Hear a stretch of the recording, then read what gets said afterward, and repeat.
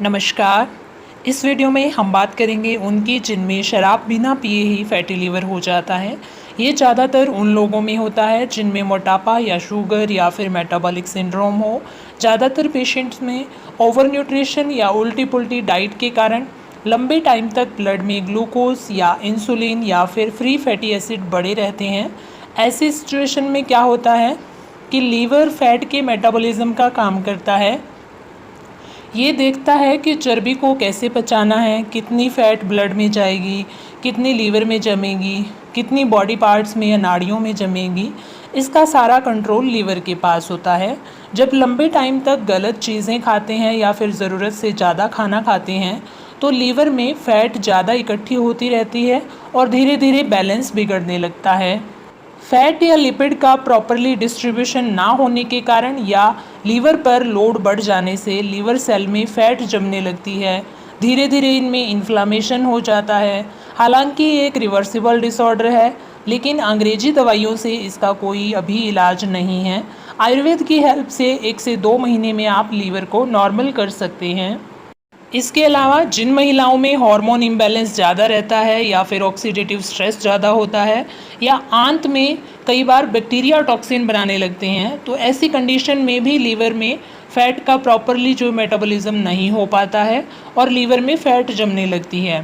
बीमारी के लक्षणों की बात करें तो ज़्यादातर कोई सिम्टम नहीं होते। थकान होती है, पेट में राइट साइड में भारीपन या जकड़न महसूस होती है, भूख या तो बिल्कुल नहीं लगती या तो बहुत ज़्यादा लगती है, पेट में भारीपन लगता है।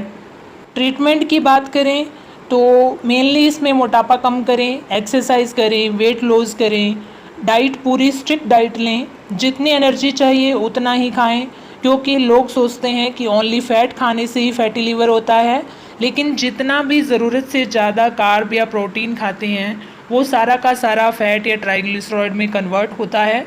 इसलिए डायबिटिक पेशेंट टाइम के साथ साथ मोटे होते जाते हैं, क्योंकि ब्लड में जितनी ज़्यादा शुगर होगी वो फैट में कन्वर्ट होती रहती है।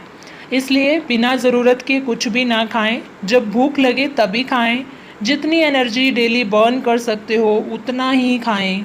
कुछ लोग ऐसे भी होते हैं कि दुबले पतले स्लिम ट्रिम हैं फिर भी फैटी लीवर हो जाता है। तो ऐसे लोगों में क्या कारण होता है कि इनको कभी कभार कब्ज होती है या फिर कभी भूख नहीं लगती, लेकिन फिर भी ये लोग कुछ ना कुछ ज़बरदस्ती खा ही लेते हैं या फिर कोई ट्रीटमेंट नहीं लेते। इनको लगता है कि छोटी मोटी प्रॉब्लम है, अपने आप ठीक हो जाएगी।